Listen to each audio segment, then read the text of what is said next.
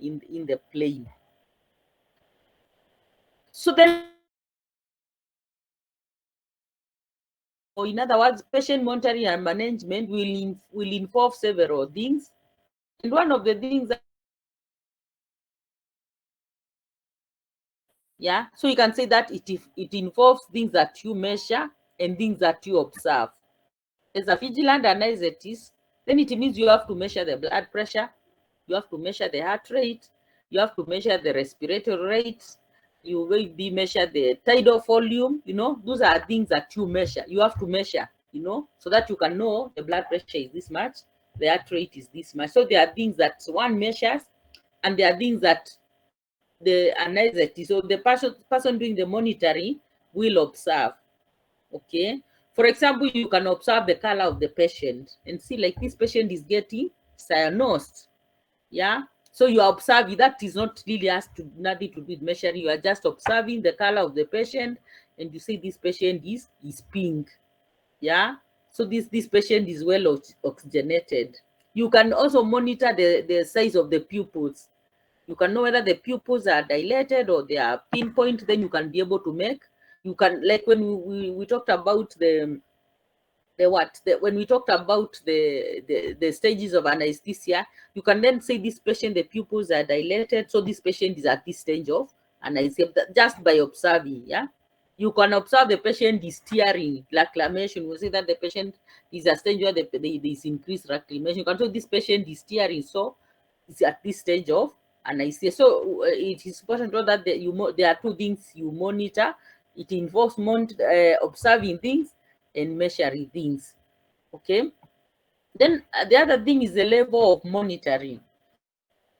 You can decide the routine monitoring we do, like the heart rate, the blood pressure, the color of the patient. That is routine. You treat just maybe the basic parameters that we monitor. But then we can also do specialized monitoring, especially when you're doing major surgeries, like, let's say, like a brain surgery, like open heart surgery. Those major surgeries, then you may need to involve specialized monitoring, where you might need to monitor the central, the pressures, the monitor the arterial pressures. So those specialized monitoring. Then you can also do even extensive monitoring. So that's one level of monitoring, which may be routine, specialized, or extensive. Then you can do non-equipment. You can monitor a patient without using any equipment. For example, when you are just observing, you don't need any equipment to know the color of the patient. You may not need any instrument to look at the size of the pupils. Yeah, so that is non-equipment. Then you can also do what we call non-invasive. Non-invasive is like when you take a blood pressure, or when you you put a probe, a oximeter probe, to give you the oxygen saturation. That is now compared to invasive. Invasive as in, maybe you are cutting somewhere to put a probe. Yeah, so it can be non-invasive or invasive. It can be penetrating, it can be highly invasive. Then thirdly, you can do systemic. Actually, it's systemic. You can monitor patient depending on system. Like, you can do respiratory, cardiovascular, you can do fetal monitoring, you can do neurological, neuromuscular. All that is system monitoring. You're monitoring this patient as per system. And we're going to see when you're looking at monitoring the respiratory system, what do you monitor? Okay. Then we talked about the standards for basic intraoperative monitoring, and there are three. I've said there are four of them.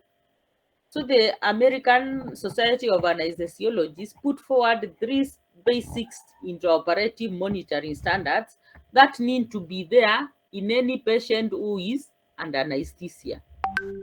And one of the standards they put was that standard one was that a qualified anesthesia personnel shall be present in the room throughout the conduct of all general anesthesia, regional anesthesia, and inhalational anesthesia. This is MAC, minimum alveolar concentration. Yeah. So when a patient is being given general anesthesia, there has to be a qualified anesthetist in the room throughout the surgery.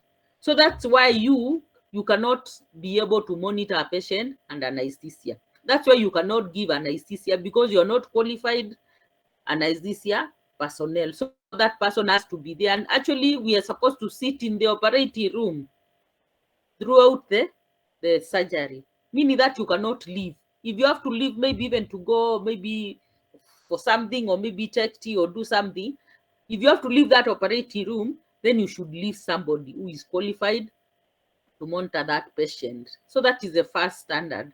Then the second standard is that during anesthetic, the patient respiratory, that involves the ventilation and oxygenation, circulation and temperature shall be continually monitored or evaluated. So meaning that then a patient under anesthesia, you have to monitor the respiratory system by checking the ventilation and the oxygenation. You have to monitor the circulation, and you have to monitor temperature continually throughout the surgery. And then number 3 is that when you monitor the patient, a completed pre-anesthetic checklist. Okay. Before now, this is before you can put the patient under anesthesia, there has to be a completed pre-anesthetic checklist. Maybe when you go to the ward, next time you go to the ward and look at the file and look, there is usually a pre-anesthetic checklist. Normally, this checklist is usually filled by the nurse before they bring the patient, and the things they feel. They would they write that the patient has signed consent, the patient has fasted, the patient has, if there are jewelries, maybe there is a watch, like the patient has dangers, they are removed. Then they will put they will chart the investigation, like the full hemogram, like the urea and electrolytes. Then they will take the parameters, like they will take the heart rate, the blood pressure, the temperature, and put in the chart. So there's a place for the nurse. Then there is a place for the surgeon.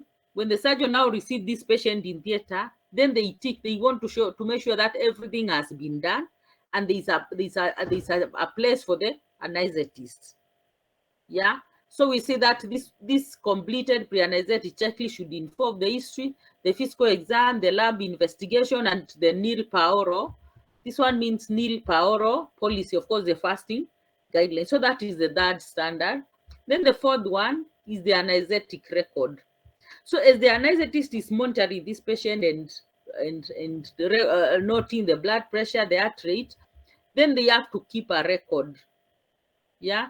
So the anesthetist has to record whatever is happening, like there is a place to record the heart rate, the blood pressure, every 5 minutes. Actually, it should be recorded, measured every 5 minutes. We actually measure these parameters every 5 minutes, but we record like every 15 minutes. So you have to record that. Also, in the same anesthetic chart, you also have to put the time and the dose and the route of any drug given or fluid. You have to chart, like at 7:15, I gave atropine 0.6 milligrams IV. Okay. Like maybe 7:20, I put up normosaline 500 ml IV, So you chart all that. You write the time, the dose, the route, and the drug given. Okay. So so those are the 4 standards. The 4 standard, we said 1, a qualified anesthesia personnel has to be present through the conduct of or anesthesia. Number 2 is that during anesthetic, the patient's respiratory, circulation, and temperature should be continually evaluated. And third, a pre-anesthetic checklist should be completed. And finally, an anesthetic record, and this is usually done in an anesthetic chart, which is usually provided.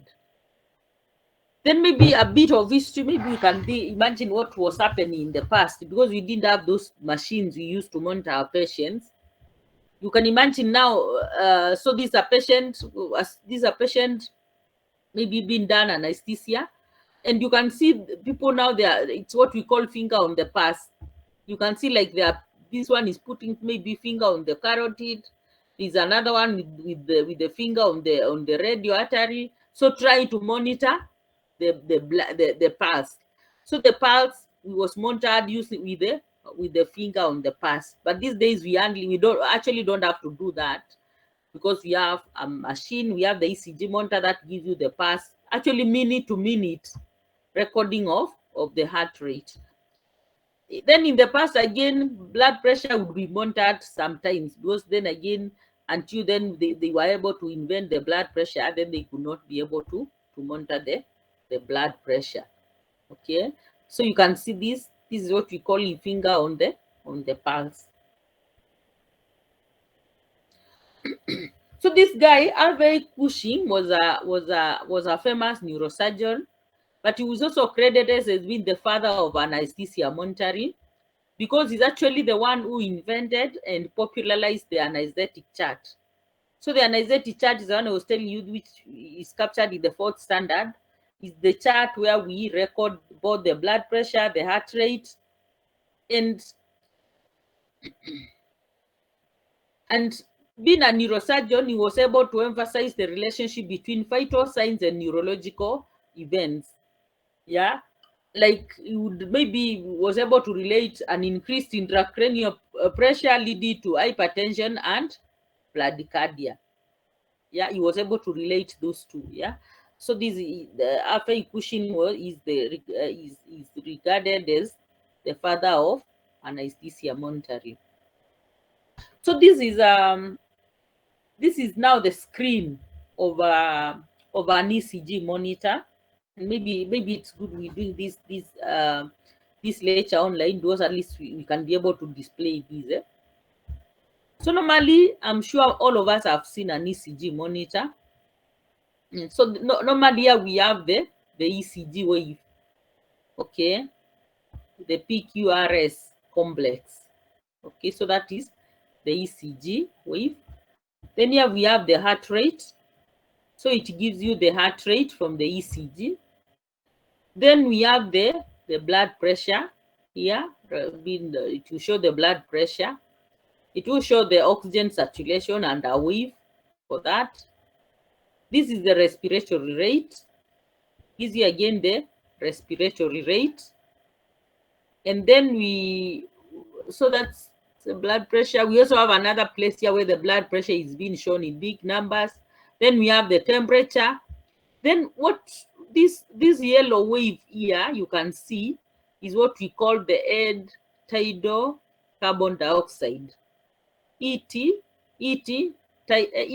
carbon dioxide. End tidal carbon dioxide. Now, when you put your patient under anesthesia, under general anesthesia, and you put the endotracheal tube and you connect to the machine with the circle I showed you the other day, is that so the patient,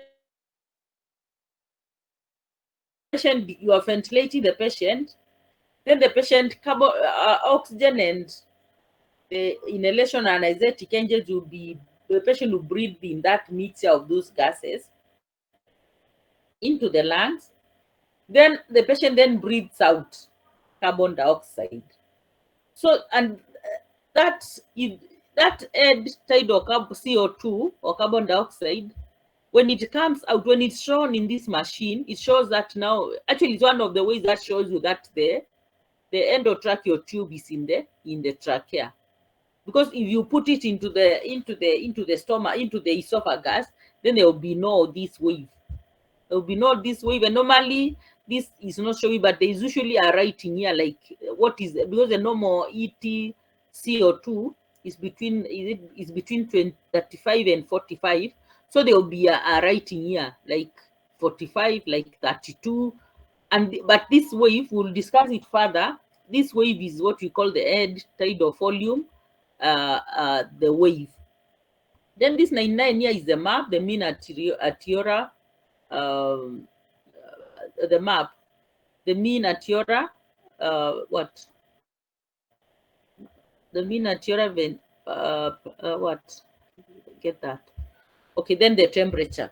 Okay, so this is just the face, or this is a screen you see in a patient who is being monitored. Okay, normally just like a screen, a TV screen. Yes. So we can say these are multi-parameter patient monitors. So they monitor many parameters of the patient.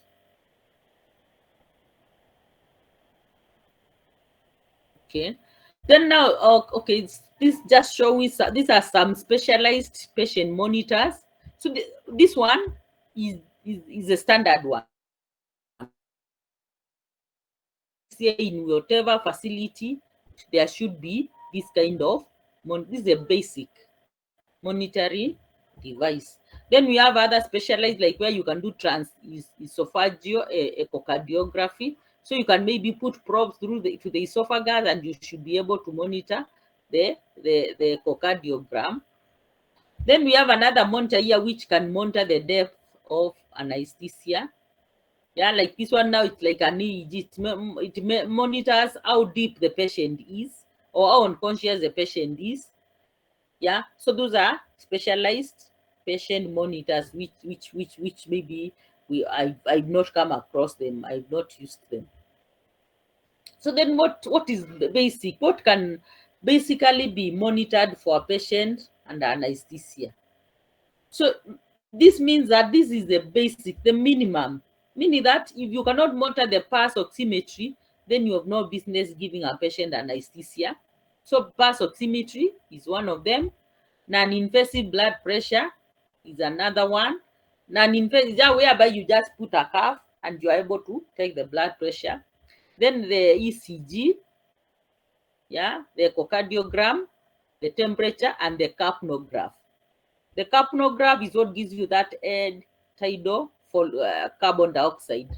So these 5 parameters are the basic, the minimum basic, or the minimum that should be monitored for a patient who is under anesthesia. So then we go to the systematic or system monitoring, and then we look at what do you monitor in cardiovascular system. Okay, what kind of monitoring do you do in the cardiovascular system? And one of them is that you have to you do the routine monitoring, where you monitor the cardiac activity. Okay, and of course the cardiac activity will be shown by this wave. Okay, so this wave, the ECG wave, actually shows you that the heart is beating. When the heart stops beating, or the patient goes into what we call an asystole, then this wave here will be flat. Okay, you just be a flat line. Okay, and it will somewhere it will write asystole. So if the heart is not beating, if there is no cardiac activity, so then it will show there, and you'll be able to know that there is no cardiac activity. So routinely you should be able to monitor the cardiac activity. Then under cardiovascular, again, you should be able to monitor the non-invasive blood pressure. Okay, the NIB, sometimes just written there in the machine like NIBP, that is non-invasive blood pressure. So this is the routine, these 3 are routine monitoring. But when you're doing an advanced surgery, like maybe open heart surgery, then you need to be able to do a direct arterial blood pressure monitoring. Now compared to the non-invasive. So this is where you put a probe into an artery, and you are able to monitor directly the blood pressure in that artery. If it's the radio artery, it gives you the blood pressure, the pressure of the blood passing through the radio artery. So that's what we call the direct arterial blood pressure.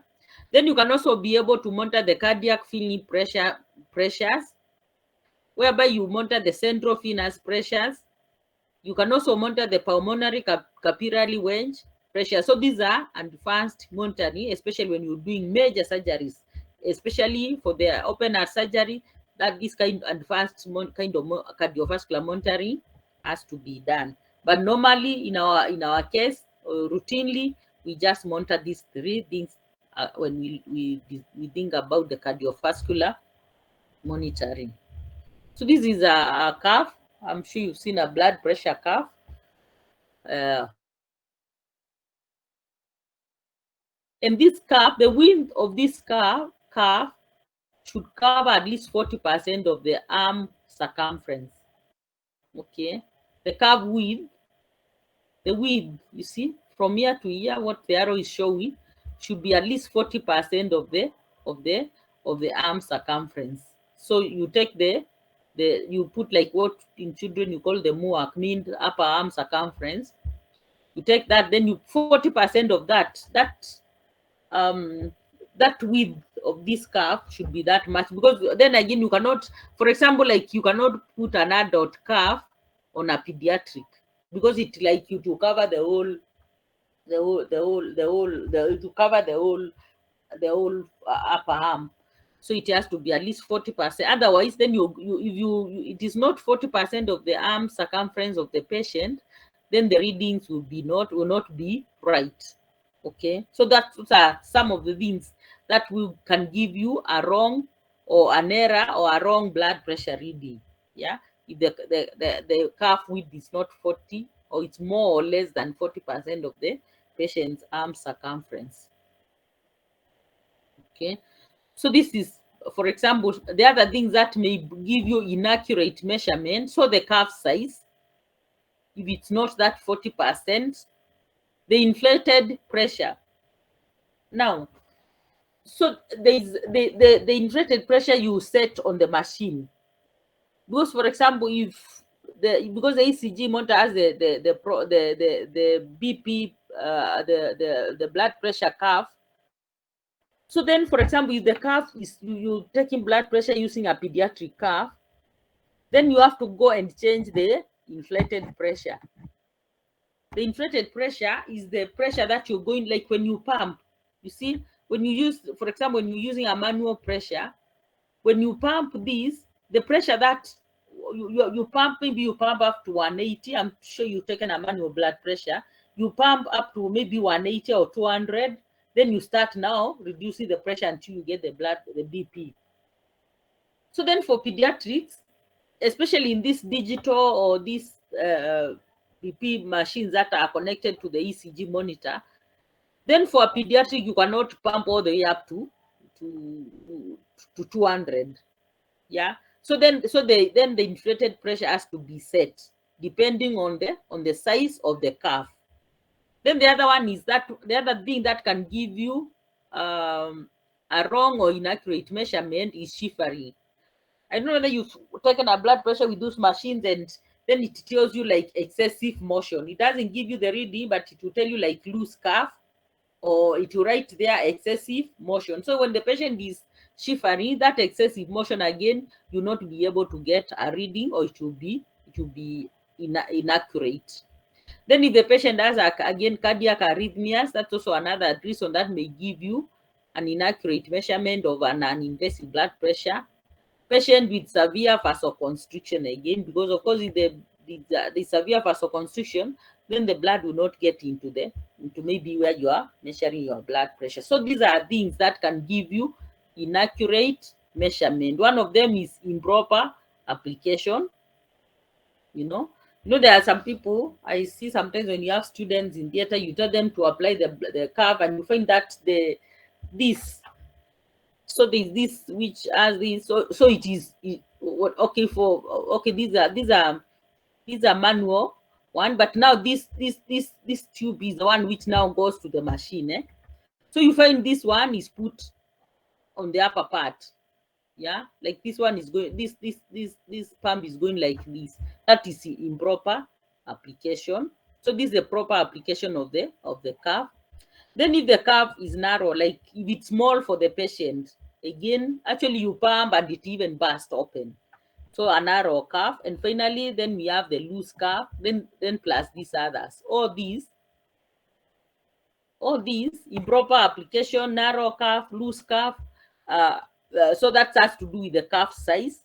Then the inflated pressure, shivering, or any restriction are some of the things that will give you an inaccurate measurement when you're doing an invasive blood pressure measurement. Then now we say that for the major surgeries, You can do direct arterial blood pressure monitoring. And the indications are when you want to do, what are the indications for this direct arterial blood pressure monitoring? It's like when you have to do continuous blood pressure monitor in patients whom you anticipate cardiovascular instability. For example, maybe that open heart surgery, you remember the blood has to be diverted to the machine and all that. So like, and again, when you are going to directly manipulate the cardiovascular system, yeah. So when you are doing an open heart surgery, you are actually directly manipulating the heart. So then you have to monitor, do a direct arterial blood pressure monitoring, or maybe inability, when you're unable to do accurate measurement directly, then you have to do the direct measurement. Then frequent, like you're doing a frequent arterial blood sampling. For example, patients in ICU whereby you have to continue sampling blood pressure for taking blood for arterial blood gases. Then it means that you have to put a direct probe or cannula into the artery so that it will be easier for you to get blood to measure the blood gases. Like you have to do acid-base electrolyte glucose disturbance. Such patients, or even patients with coagulopathies, then it causes you to be able to do a direct arterial blood pressure monitoring. So what are the indications for this invasive arterial blood pressure monitoring? These are the indications. Like when you want to do to monitor especially in those patients whom you expect cardiovascular instability, or patients whom the surgeon maybe is manipulating the cardiovascular system. When you have to do frequent blood sampling, if you like those blood gases, the arterial, because for when you are monitoring arterial blood gases, you have to get blood from the artery. And getting blood from the artery is not as easy as when you get blood from a vein. So you have to put that catheter there so that it will be easier for you to draw blood from the artery. So that frequent blood sampling is another indication. Then we're talking of major surgeries like cardiac surgeries, thoracic surgeries, or surgeries in the blood vessels, what you call the vascular surgeries. When you're doing circulatory therapies, like you're giving vasoactive drugs, or even when you have to do what we call deliberate hypotension. There are some surgeries where the surgeon wants the patient to be hypotensive. Yeah, actually the surgeon tells you, can you lower the blood pressure? The blood pressure invasively. Patients with severe metabolic abnormalities like acid-base balance or electrolyte, patient whom you cannot take an indirect blood pressure. So like imagine patients with a high percentage of burns, like the arms are burns, the legs are burns. There's nowhere where you can put a cuff. You can, meaning that you cannot do a direct blood pressure monitoring. Or maybe patient who is so obese that no blood pressure cuff can fit anywhere. Then such a patient, that's an indication for arterial blood pressure monitoring. And again, a patient with major trauma. And normally to be able to do the arterial blood pressure monitoring, we normally use the radio artery at the wrist. So it is the most common site for arterial catheter. So you put a catheter there, then you connect it to the machine. Then you can also do in the femoral or in the brachial and dorsalis pedis arteries. Those are really mostly the arteries that are most superficial. You can be able to assess them, but mostly it's done in the radio. So you can see these photos. So normally the catheter is put in the artery, like around the wrist, in the radio artery. Yeah, so you put there, you locate. So of course you should be able to palpate the pulsations. Then you put your catheter there and you leave it in seat so that you can be able to connect it to the to the BP machine, and you'll be able now to monitor the blood pressures, the arterial blood pressures. For example, when you want to get blood for blood gases or for any measurement of blood, the samples, then you can easily get the blood sample. So this is a place where you can put an arterial catheter in the radio artery. So these are the contraindications for direct arterial pressure monitoring. One of them is there is infection around the artery. For example, if you want to do around the radio artery, if then there is an infection, you cannot do it there because you're going to introduce those bacteria or those pathogens into the system. Okay, so that's one of the complications. Local infection, impaired blood circulation, like a patient has impaired blood circulation to the maybe to the hand. Patient with DM of this condition called the Raynaud's phenomenon, then you can do. Patient with risk of thrombosis, maybe a patient is likely to draw an embolus, or patient with high cholesterol, the hyperlipidemia, or patient with previous brachial artery cannulation, there maybe that artery has been cannulated before, then you cannot be able, that's a contraindication. Then we have the complication, you can cause trauma to the artery, direct trauma, or even cause an arteriovenous fistula, a fistula between the artery and the vein, and even cause an aneurysm. There can be bleeding that may cause hematoma. You can introduce infections if you are not sterile. You can, patient can draw embolus, maybe the blood may clot and then it goes into the systems, embolization, or even a massive blood loss. Remember, you are going into an artery and the pressure in the artery is high, so there is a lot of the blood will just be spitting out of the artery, so there can be massive blood loss.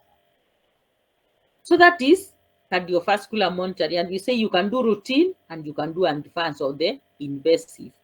Then now when you come to the respiration monitoring, then there is the ventilatory monitoring and the oxygenation monitoring. Then we need, and then again, of course, is machine and circuit monitoring. Now, what is the difference between ventilatory and oxygenation? Or what is the, I mean, how would you differentiate? Like you say, this patient is being ventilated or this patient is being oxygenated.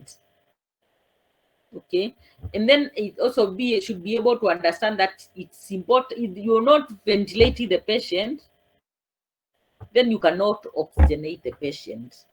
So ventilation has to occur for you to oxygenate the patient. You can be ventilating the patient, but oxygenation is not taking place.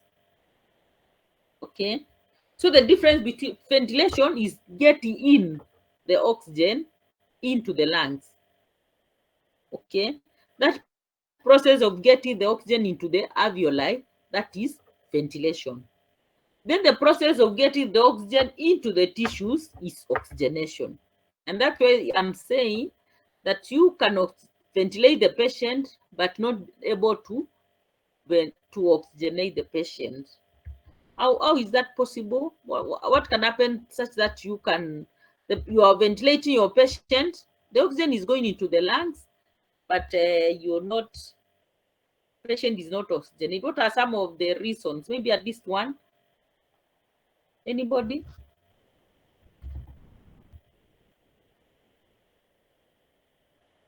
Joy Werimo?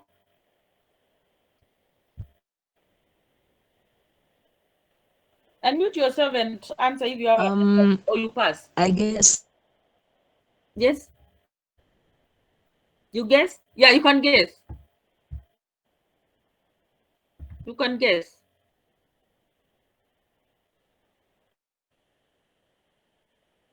Kelvin? Anybody who wants to guess?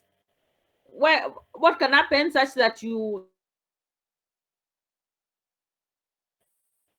but the patient is not oxygenating? Yes, Joy? Unmute yourself.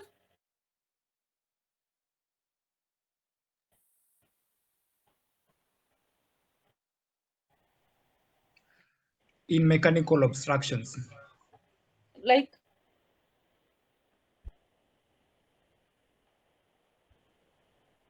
mechanical obstruction of where? Respiratory system.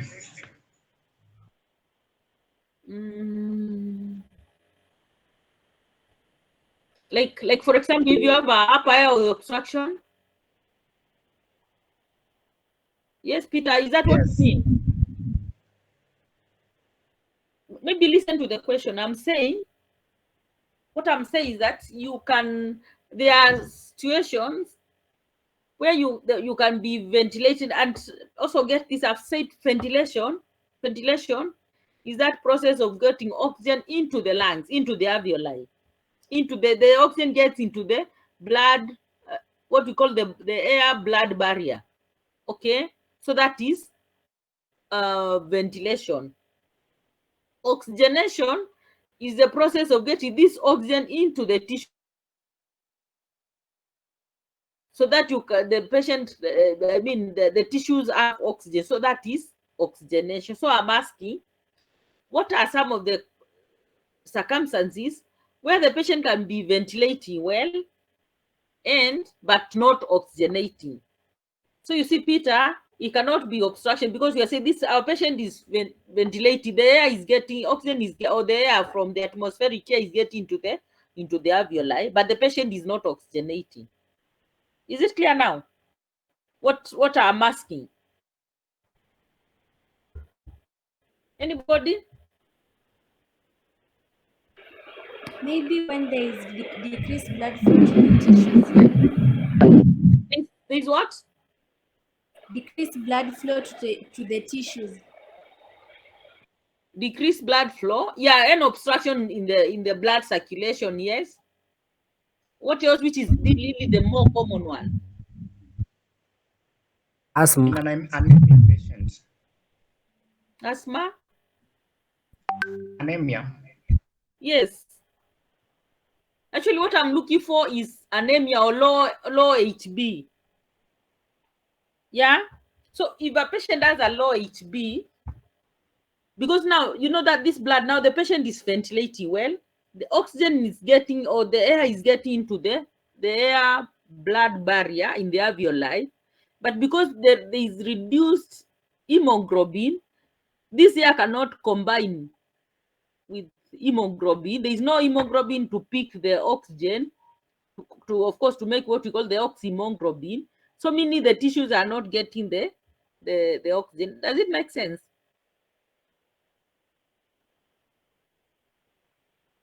Does anemia make sense? I mean, to all, to me, I want to believe to all of us. So what that so reduced hemoglobin is one of the major reasons why a patient will be being ventilated well, but they are not oxygenating. Yes. Any question on that, or maybe some more? Somebody wants us to clarify.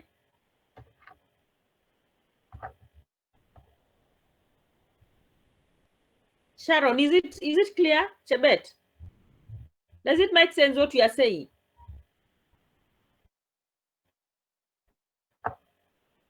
Yes, it's clear. It's clear. Yeah. So, Yeah. okay, good. So then we are saying that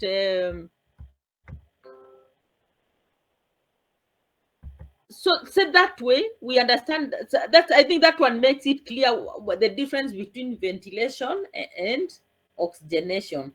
So then we are saying that in respiratory monitoring, you can do ventilatory monitoring. So that ventilatory monitoring will be that you make sure you make sure that oxygen is getting to the lungs. Okay.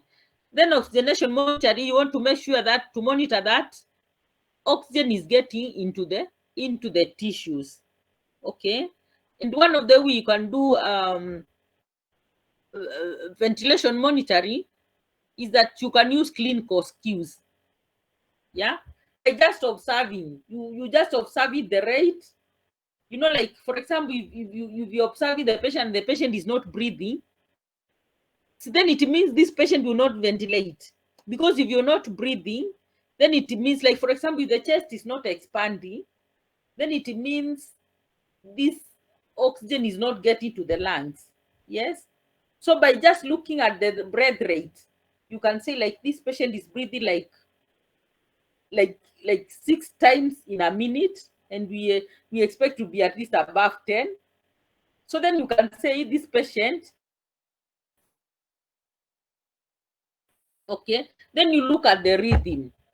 Is it shallow? Is it deep? That one also can tell you whether the patient is ventilated. So, and these are clinical skills. Then you can also look at the volume of respiration, like what is the tidal volume?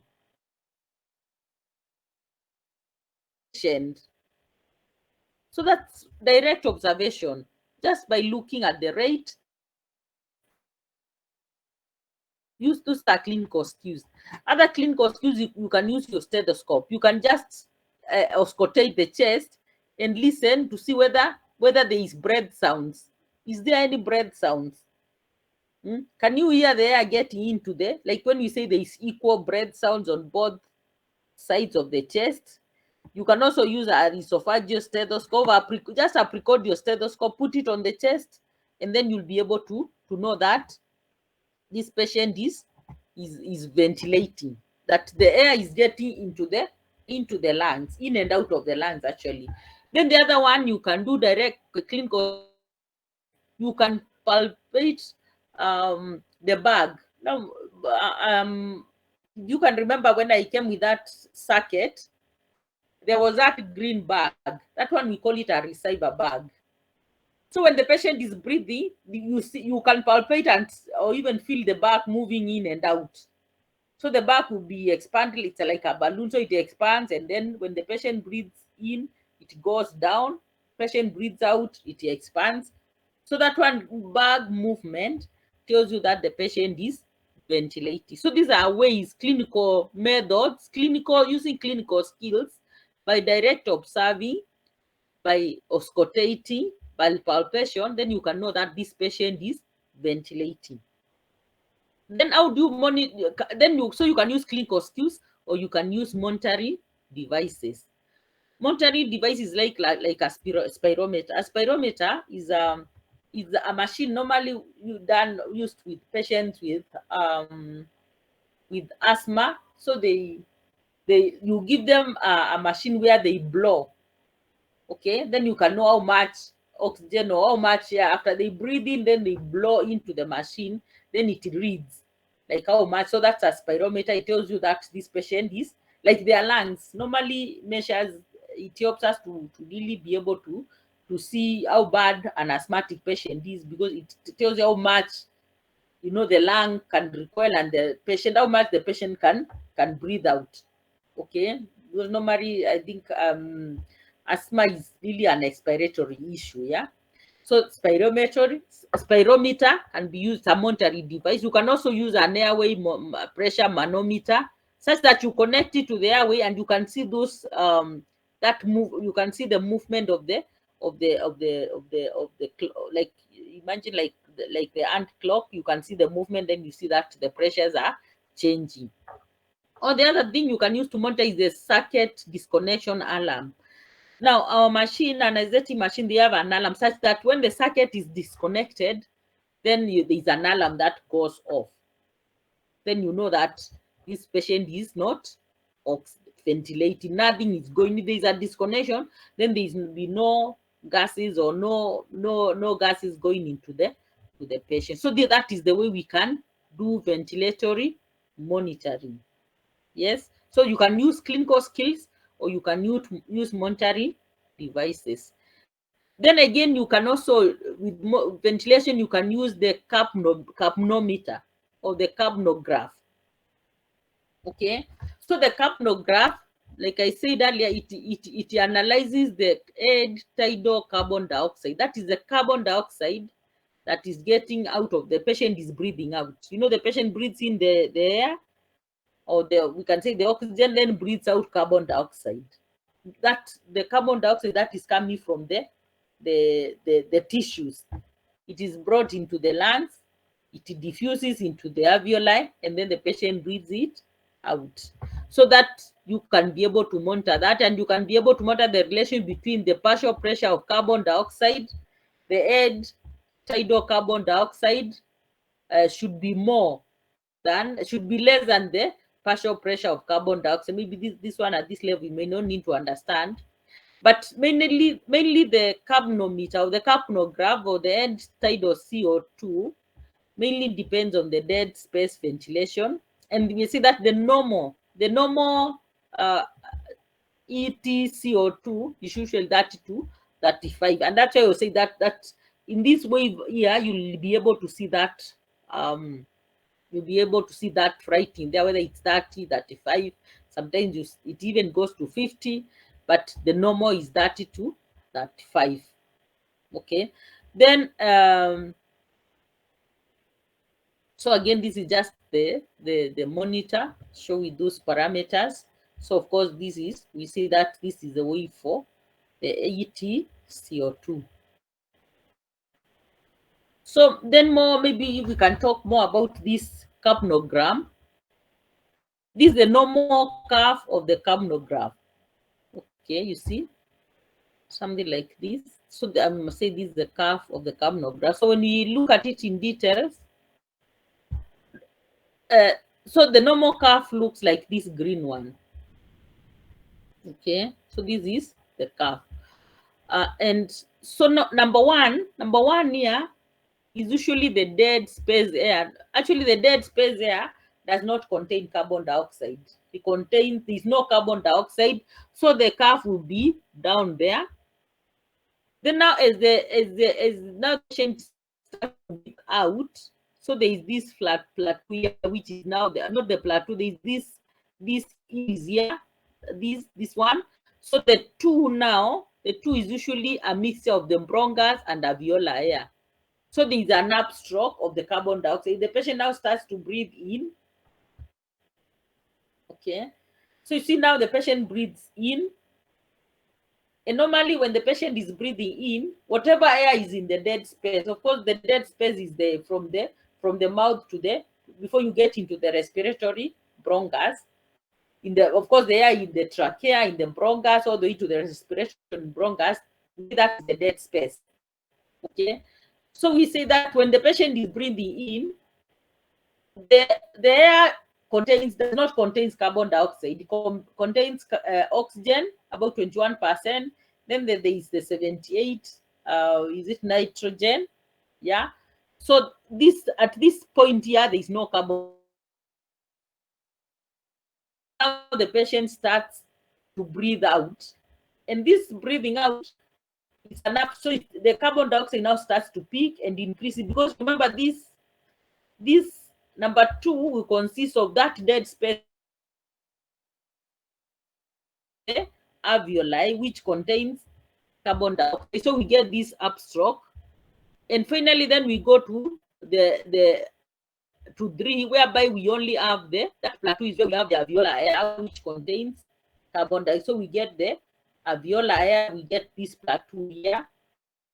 Then again, so this is from here, then there is expiration, then we get to the peak, the plateau. Then again, now the inspiration, again we go back to the dead space, so it goes down all the way during the inspiration. So this point here is the inspiration. Here there is no carbon dioxide when the patient is breathing in. Okay, then again, now we get to the number 1, it starts all over again. We have the mixed bronchus and alveolar air, which we call the CO2 upstroke. Then we get into the plateau. Then again, inspiration starts. Okay, and like that. So this is just an explanation of the graph. That's how it does. It has the 1, 2, 3, and then we have the inspiration. Then again, 1, 2, 3. We get into the plateau, and finally, so that's the curve. How it shows. And now one of the good things with this capnograph is that it tells you whether the patient is breathing. It is good when you put in an endotracheal tube, because when you see this wave, it tells you the tube is in the right place. It is in the respiratory passage. And if it's in the esophagus, then there will be no decaf. Okay. Then the other thing with it is that with this CO2 is that it tells you, like when you're reversing the patient, it tells you when the patient starts to breathe. Because maybe you have stopped the ventilating the patient, so you want to see whether the patient is breathing. So you connect them to the open circuit. So when the patient starts breathing, then you start seeing the wave coming up, and even there will be the right, like maybe before the patient starts to breathe, the EtCO2 will be 0. Then as they start getting this upstroke of the respiratory passages, then you start see like it starts going up maybe to 4 or 5, finally until then you get, when the patient is now fully breathing out, you'll be or breathe fully reversed, you'll be able to see now it's around 30 to 35. So it is very useful in a patient who is, and as it is during induction, to make sure to show you that the tube is in the right place, and that reversal to tell you that the patient is reversed from the maybe muscle relaxants, and now the respiratory are acting. So that is so the capnograph. It's important. It's good to be able to understand it. So we say that it is most useful in detection of esophageal intubation, what I've just said. And also it also tells you when there is disconnection. Like if there is second disconnection again, then you'll not be able to see that, to see the wave. And also useful in CO2 rebreathing or recovery of the neuromuscular blockade. These are the things I've just said. And also it's also good when you do. So it tells you when the patient now starts to breathe. Okay, so it's a good predictor of successful CPR. So that's what it's useful because of these things I'm discussing with you.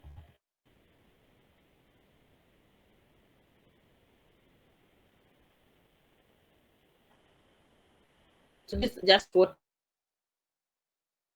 of course it tells you when you've done esophageal intubation. It tells you when whether it is bronchial intubation because it will be there.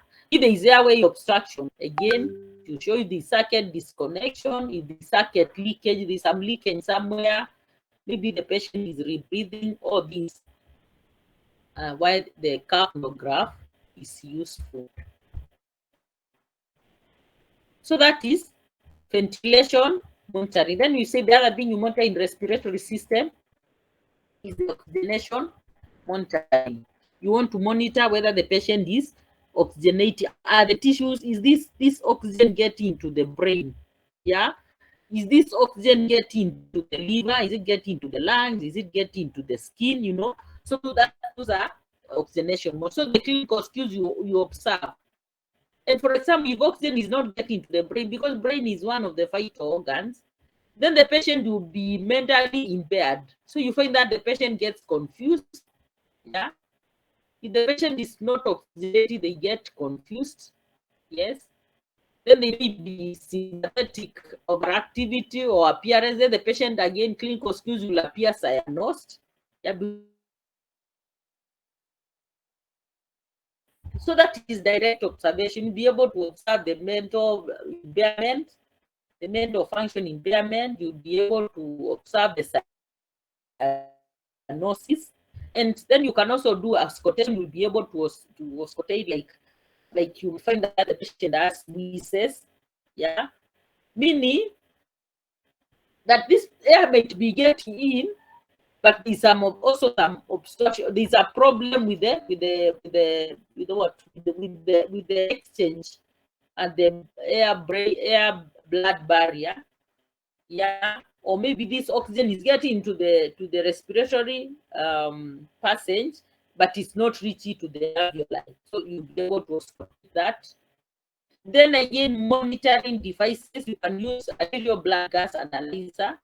You take blood and analyze the arterial blood gas, or you can measure the oxygen, percutaneous oxygen measurement, or actually what we know in our case easily is the pulse oximeter.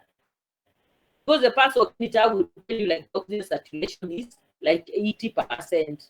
So this one tells you that this oxygen is not reaching the tissues. So pulse oximeter would be the best monitoring device for us, because these others, most of us may not be able to monitor them, but for us, actually the most monitoring device for oxygenation is the pulse oximeter. You can do direct observation or you can do auscultation. of course, the pulse oximeter gives you the percentage of hemoglobin over the total hemoglobin. The percentage of oxyhemoglobin over the total hemoglobin. Like, it will tell you what, like 100%. So if it is 99%, it means that 99% hemoglobin are occupied with oxygen. They have oxyhemoglobin. Usually at the air blood barrier, the oxygen combines with hemoglobin to form oxyhemoglobin. So we say that if the pulse oximeter reads 80%, it means that 80% of all the hemoglobin is as combined with oxygen to make oxyhemoglobin. That's what it really means. That's what you just need to understand from this. It is the percentage of oxyhemoglobin over the total hemoglobin. That's what the pulse oximetry gives. Maybe this one will not be important at this level. Then what can give you an error in pulse oximeter? Like, you put a pulse oximeter, it tells you like the patient is oxygenating at 90%, but when you look at the patient clinically, you know this patient it should be lower than that. What are the artifacts that can give you an error? For example, patient with abnormal hemoglobin, you might like carbon dioxide, carbon monoxide. When carbon monoxide combines with hemoglobin, it gives you this carboxyhemoglobin, and that one is an abnormal hemoglobin. It will show like the patient, when you put a pulse oximeter, it will give you like the patient is the oxygen saturations are high, but unfortunately the blood is not, the hemoglobin is not combined with the hemoglobin with oxygen. And maybe I don't know, you've tried to take a pulse oximeter on a patient with maybe Q-Tex, or maybe with this gel, or even these other things ladies are adding to their nails. I don't know what to call them. So you do things they add, the artificial nails. You try to take to put a pulse oximeter there, you not be able to get a reading actually. So those dyes can prevent you. They can cause abnormal reading of the pulse oximeter. Then anemia is another one. Arterial circulation, like when the circulation of the arteries, the blood flow, there is impairment of blood flow. Again, the motions, the nail polish, like say that again. I don't know if you notice when the surgeon is using the diathermy, again it interferes with the pulse oximeter, and it might give you a wrong reading. So these are the artifacts that can give you a wrong reading, or no reading even at all, an error when you take the pulse oximeter. Then the other thing we say we monitor is temperature. And of course, you know the four mechanism of heat loss, the convection, conduction, and all that. But normally for us, we can monitor the core temperature.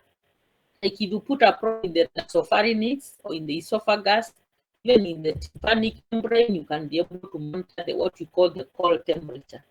But when we just put outside, it just gives us the normal temperature, but not the core. The correct temperature would be the core temperature. Normally, what we want to monitor temperature is that we want to detect and prevent hypothermia.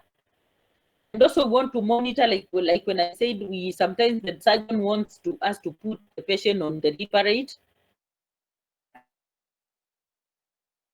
No, hypothermia reduces the metabolic rate. So if you want to reduce the metabolic rate, sometimes the surgeon will want you to put the patient on an deliberate hypothermia. So it's monitoring temperature. Then again, it helps you to know at what temperature you are in. Then again, temperature monitoring helps us to diagnose a condition I talked about earlier, called malignant hypothermia. Because I said one of the symptoms of malignant hypothermia is very high temperature. The like, for example, when you are when you have done this deliberate hypothermia and you want to rewarm the patient, then also that monitoring, like when you want to do that deliberate hypothermia, you want to cool the patient. So at whatever temperature, like you want the patient to be at maybe like minus 80 degrees, so that you can reach the minus 8 degrees that the surgeon wants. And even when you rewarm the patient after the surgery, then you can know at what temperature the body temperature that you want to reach. So it also helps you to the temperature monitoring that. So the patient has hypothermia. What are the various effects of hypothermia? What are the side effects, in other words, of hypothermia? One of them is that hypothermia can cause cardiac dysarrhythmia. It can increase the peripheral vascular resistance, and of the oxyhemoglobin dissociation curve. I'm sure you know about the factors that increase, that shift the curve to the right and to the left. Then operative protein catabolism and stress response. Hypothermia again may also lead to this. Impaired renal function, decreased drug metabolism because of the reduced reduction in metabolic rate. And also hypothermia also may lead to temperature. That's why we want to keep our patients, especially post-operatively, we want to keep them warm. And you find that post-operatively, we want even maybe to put a heater there so that we keep the patient warm. Then another thing, you can monitor the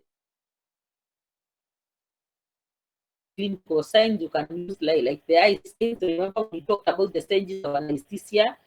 You can use the respiratory signs. We should say like when the patient is deeply anesthetic, the breathing will be deep and the patient will be deep and slow.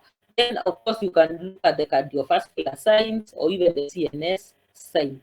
Then there are these advanced other methods you can use to monitor the depth of anesthesia. I'm not going into that. Then again, you can also do the neuromuscular monitoring, where I was talking like you remember when you talked about the neuromuscular blockers, we talked about the nerve stimulator that helps you to monitor the neuromuscular blocking, to know whether the patient are those receptors at the neuromuscular junction, are they still occupied by the receptor, or is the drug wearing off from the receptors at the motor end plate. Then you also need more. With everything you monitor is volume status monitoring.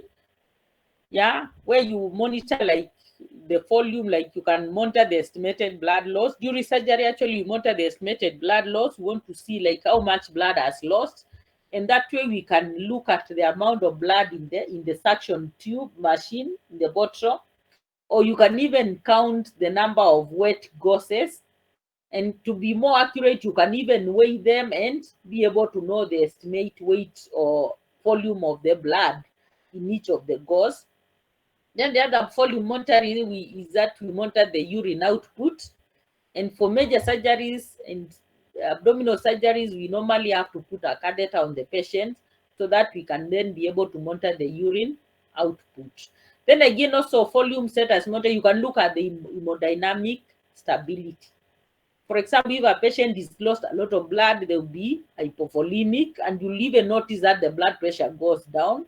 So that is the hemodynamic stability. You might find that the heart rate is trying to go up, so that it is trying to compensate that volume loss. Yeah, so that's also another way of volume status monitoring. Then you can monitor the electrolyte metabolic monitoring through fluid balance. You can do blood sugar monitoring, electrolyte acid base balance. Then you can do coagulation monitoring, where you monitor the coagulation profile, the prothrombin time, the INR, the platelet count, the clinical, even clinical signs. Maybe you can see the patient is bleeding under the skin. That's also a form. We as an anesthetists monitor is the machine and circuit monitoring. Like we do the system safety system. We have to make sure that the system monitors are well connected.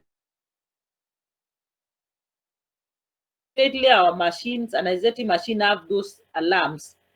They have safety.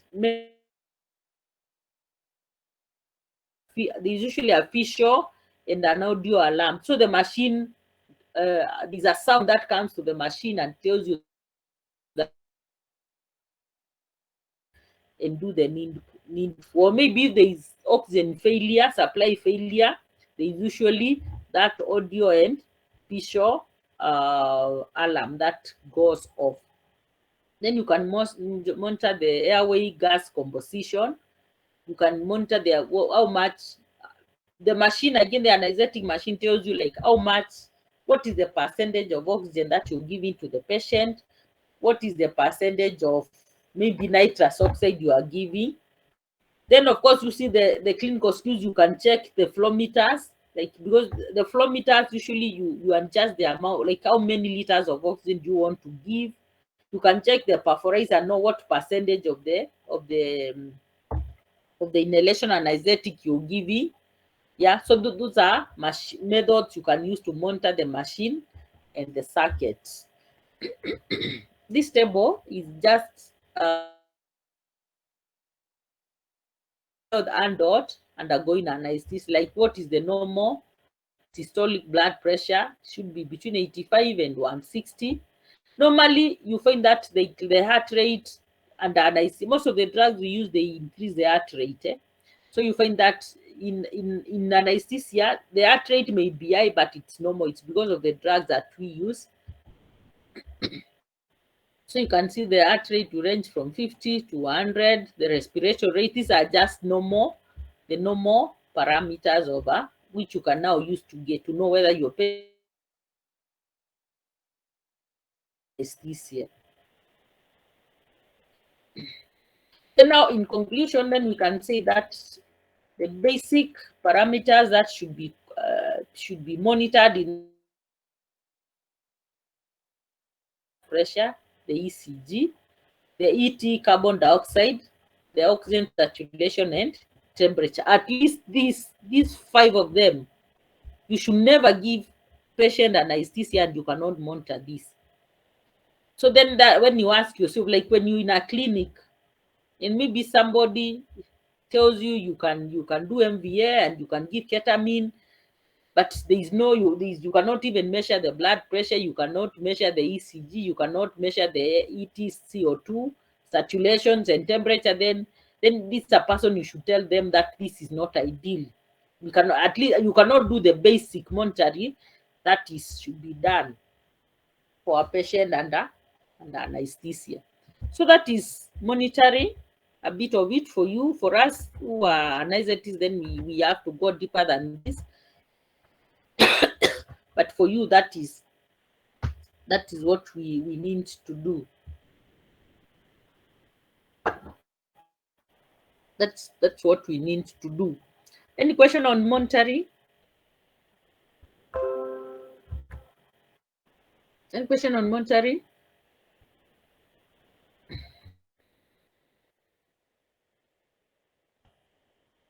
Then allow me very quickly to just go through the practical conduct of an ICU. We have about 30 minutes to 9, and I can see most of us, not most of us, some of us have left the meeting. 69 at one time, but now we are 43. But let's just do a bit of this. It's a short one. The other topic is the practical conduct of anesthesia. And what this actually is that now, since we've talked about the drugs, the anesthetic agent, we've talked about monitoring. So then what happens when the patient gets to theater? for anesthesia. So then we're talking about, of course, the preparation for anesthesia, what we discussed, the evaluation and coming up with an anesthetic chart, sorry, anesthetic plan. Then now the other thing is the induction of us. So when patient comes to theater, has been prepared in the ward and now has come to theater. So what we do is that we induce anesthesia. But we're also going to see that before you induce the anesthesia, then you connect the patient to the monitors. So that's the first thing you do. Then after you induce the anesthesia, then you intubate the patient. Then you position the patient depending on the surgery, the site for the surgery. Then from there, you continue maintain this patient under anesthesia for the duration of the surgery. Then together with monitoring during anesthesia. And finally, you refer the patient from anesthesia. So that is the practical conduct of anesthesia. That's what I would do to a patient who comes to theater. So at induction, so when the patient comes to theater, they are placed on the operation table. Normally that bed, we call it a table. It's an operating table. And like I've said, you commence monitoring, then you increase the oxygen saturation, so that at that time when the patient will not be breathing, because you'll have given suxamethonium in our case, at least there's some amount of oxygen in the tissues. Then now you can now decide to induce the patient either with intravenous anesthetic or inhalation anesthetics. Then while there, we'll discuss a bit of complication and difficulties during induction, because I think I also earlier mentioned that normally problems in anesthesia will occur at induction and at reversal. It's like a plane. Most accidents for an aeroplane or for aircraft occurs when the airplane is taking off and when the airplane is landing. When the airplane is cruising at those very high levels, above sea level, then there's usually not much problem. But at landing and at takeoff is when there are problems. So even for us in anesthesia, complications and difficulties will come when you are inducing the patient and when you're reversing the patient. So we'll look at a bit of the complications that occur then. So then how do you deliver, if you decide to do an inhalation or anesthetic agent, then you need a face mask. Yes, you need a face mask, and I showed you a face mask, whatever you put on the face of the patient so that the patient can breathe in the air that comes from through the circuit. Then there's another device we call a religio mask airway, and we have an endotracheal tube. So these are the what we use to deliver gases or inhalation or agents to the patient. Then we'll talk about tracheal intubation, and this is just indication for endotracheal intubation. Why do we want to put a tube to the patient, a tracheal tube to the patient? One, you want to provide a clear airway, so that, now when you put the tube, the patient can be put in any position, and you know that they'll be able to, air will be able to get in and out of the patient. The other indication is when the surgery is in an unusual position. Like, imagine if the patient is being operated on the back, so they have to lie prone, what we call prone. When the patient is lying on the position, we call it prone. So that is an unusual position. When you lie on your face down, then breathing might be difficult. So we want to secure the airway with an endotracheal tube so that you can be able to make sure that the airway is clear. Then the other reason why we want to intubate or indication is that we want to protect the respiratory tract from blood and gastric content. So imagine the surgeon is doing surgery on the mouth, like removing tonsils. There's going to be bleeding in the mouth, and if there is no, if the airway is not secured with an endotracheal tube, then or maybe when the patient vomits or regurgitates, the gastric content can get into the lungs. So we want to protect the respiratory tract. The other indication is when you want to use mechanical ventilation, like when you want to ventilate the patient and maybe give muscle relaxants, then you have to have a way of giving oxygen and other gases to this patient. Like, another reason is facilitate suction. When you want to suction the the respiratory system, like the bronchi, the endotracheal tube is important.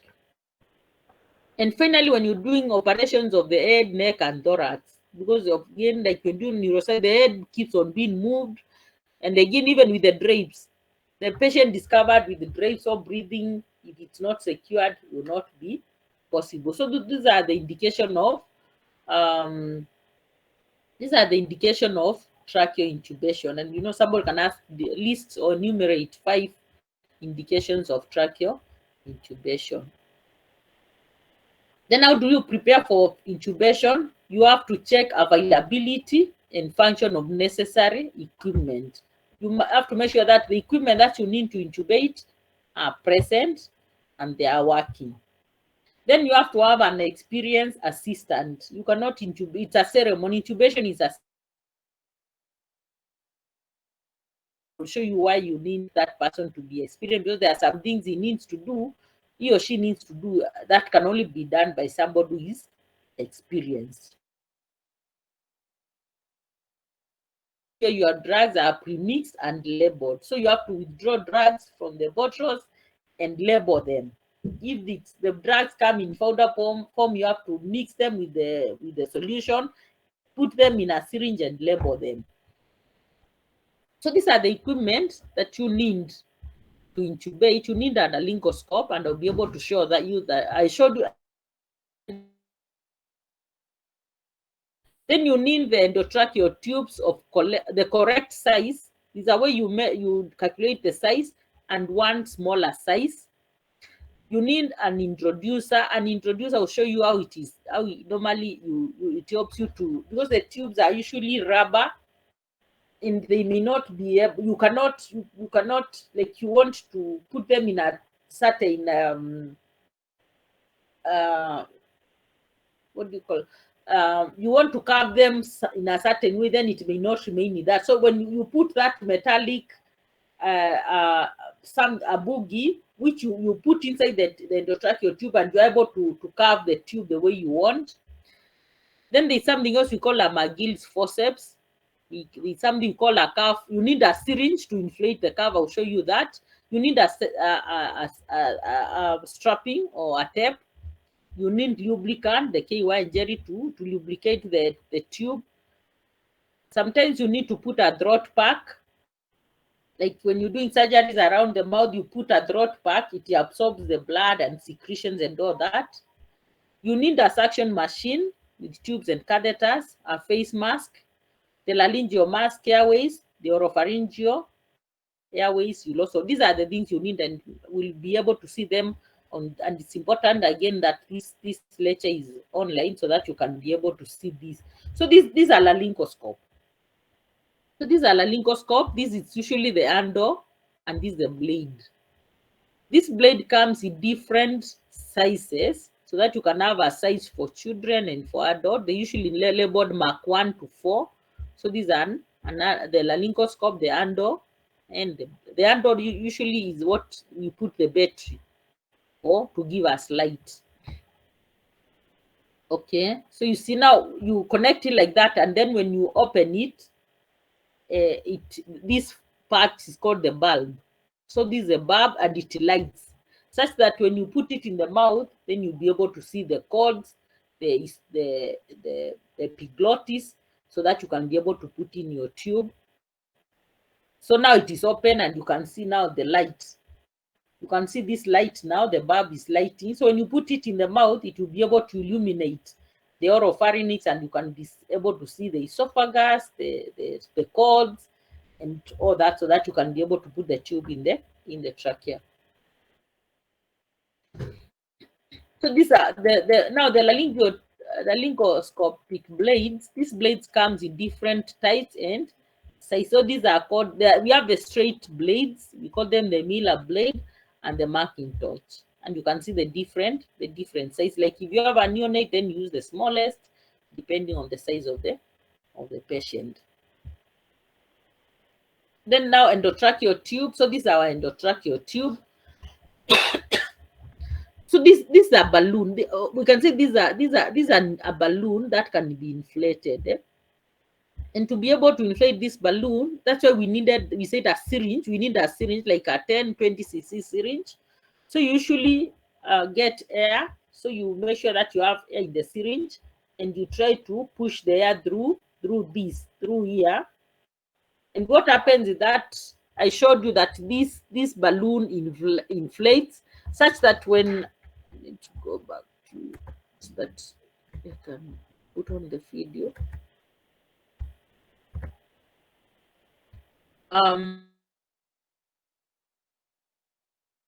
Yeah, I tried to show this the other time, and sorry, I tried to show it in class. But so when you put,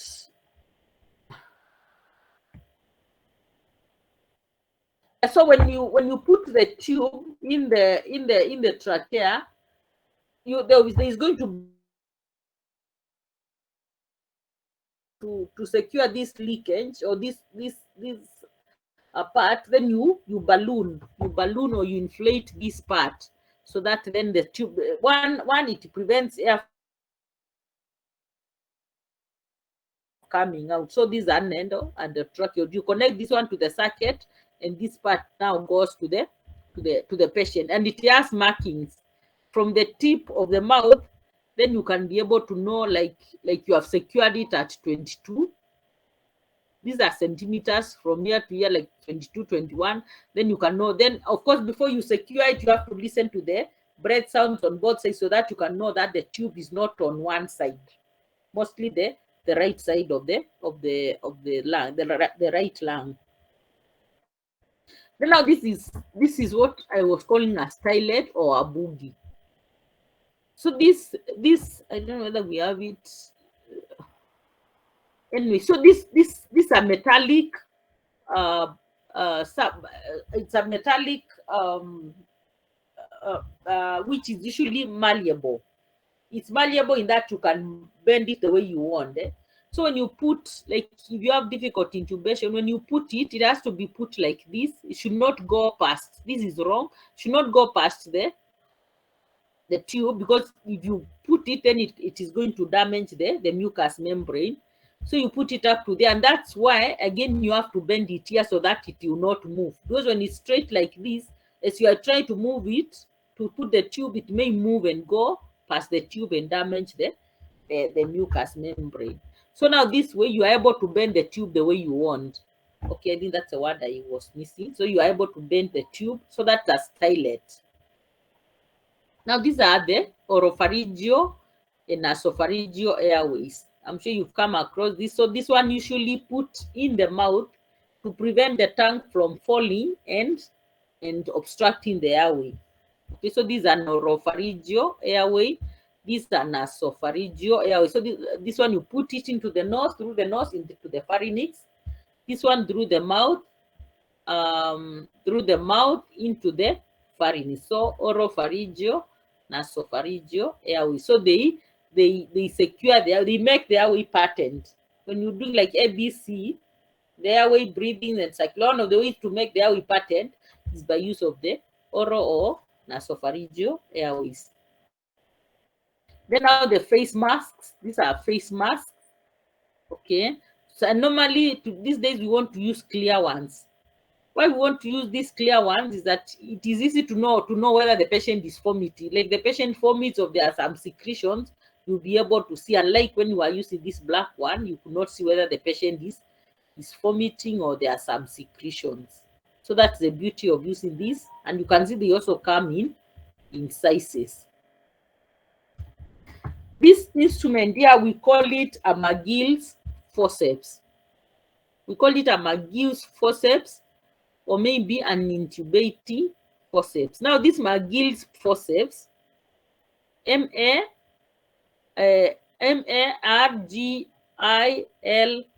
McGill, actually this word. So the McGill forceps, the McGill is the name of the person who invented it. Normally, it is an anesthetic forceps, not for the surgeon. We use it like when I said you can use a draught pack. You can get a gauze and put it pack it around the tube in the draught. So normally this is what we use to pack. So you get the gauze and forceps. It's important to note that the McGill's forceps. So this is a Nabu bag. Very anytime you're in the ward, you should make sure you know where it's part of the resuscitation tray, what you use to ventilate the patient. You can see how you connect. If the patient is tubated, then this is where you connect it to the endotracheal tube, an abu bag. And sometimes you can, there is somewhere here where you can connect it, a tube bring from the oxygen source. You can connect it here and you'll be able to give 100% oxygen to the patient. So what are the steps of an orotracheal intubation? So you can see now this patient is positioned like this. Then I was explaining that you take your laryngoscope with the left hand. You introduce it the way this person is introducing it.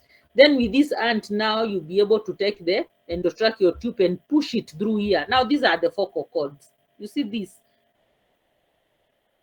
And this is the trachea.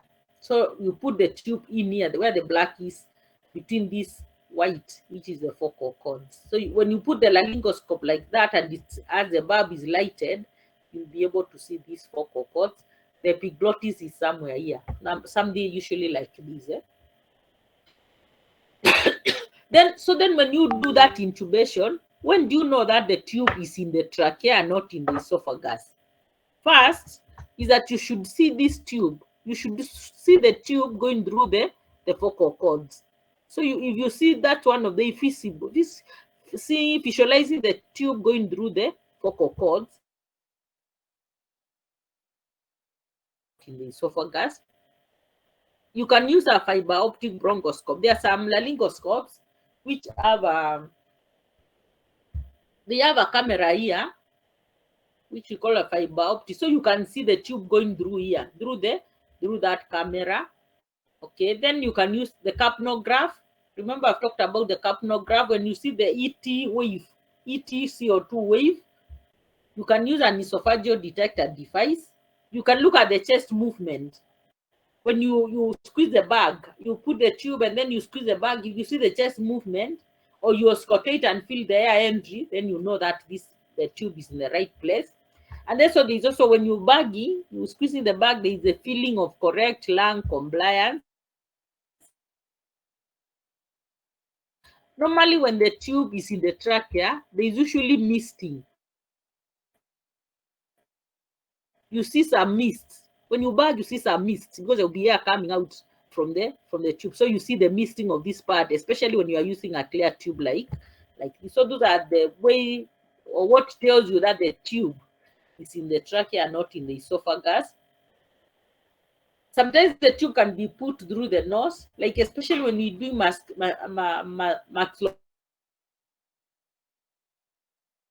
work on the teeth, on the gum, on the mandibles. So we normally put the tube through the endotracheal intubation. So normally what you do is that you blindly push of course you lubricate the nose with the KY jelly. Then you push the tube blindly. Then you take your laryngoscope, open the mouth, and you will be able to see the tube. Then using the McGill's forceps, through the mouth, you pick the tube and try to direct it through the cords. So that's how you do an nasotracheal intubation. These are the complications of intubation. You can get trauma to the lips, teeth. You can injure the recurrent laryngeal nerve. You can get fracture of the cervical spine because you have to flex the neck to be able to put in the laryngoscope. You can cause an obstruction or dislodgement. If the procedure is not sterile, you can introduce infection. You can get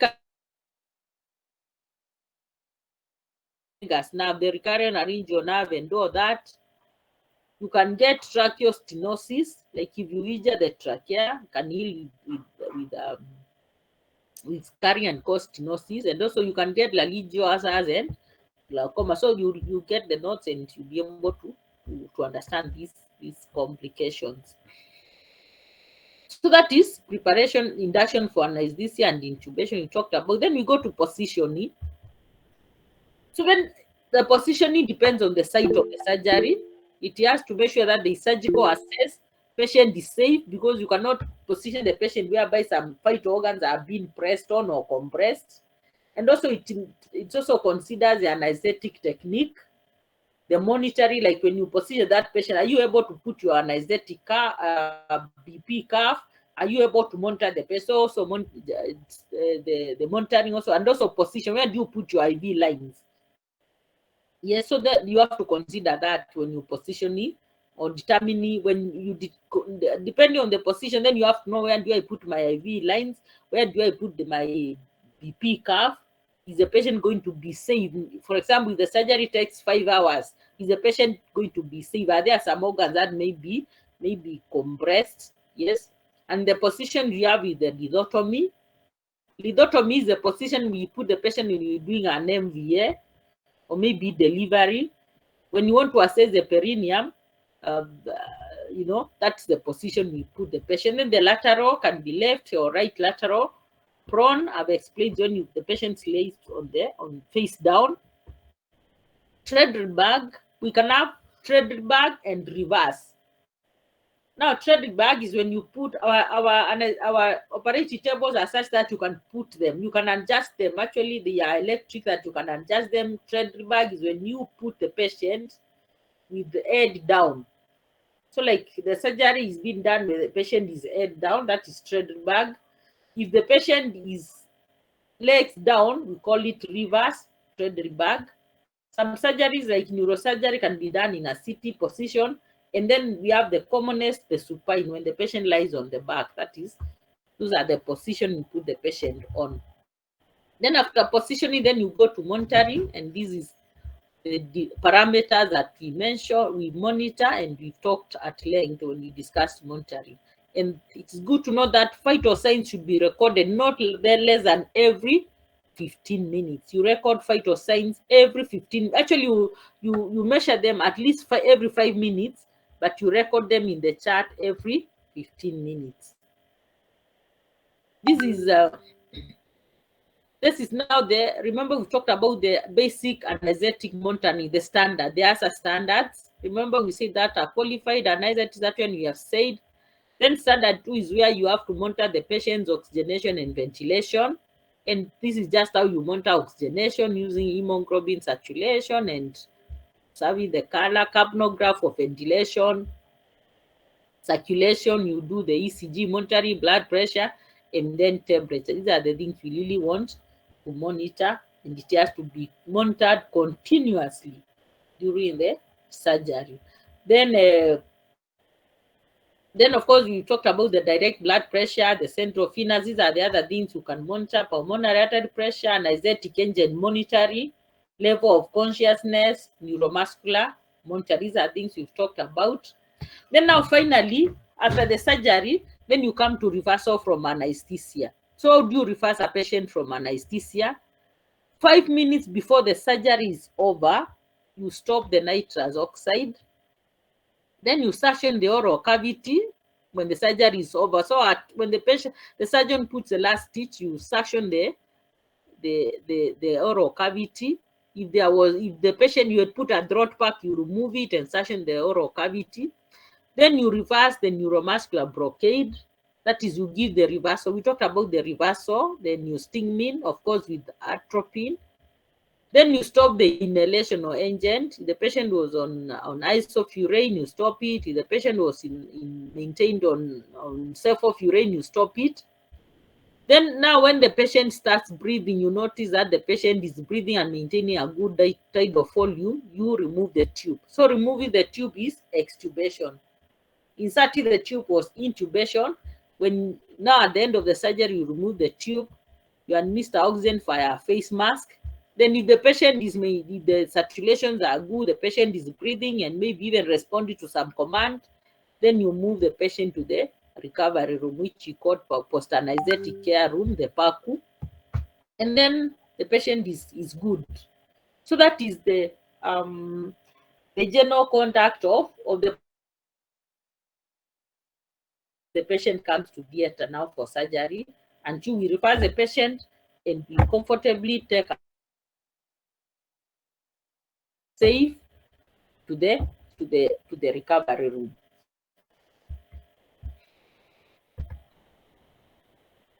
So that is the practical conduct of anesthesia. So any question for those of us who have remained? So I'll just send the notes now. Is there any question? Okay, then so I'll just send the notes now, then you can look at them in the next few minutes before I close this laptop. So have a good night. We meet on Friday at 9.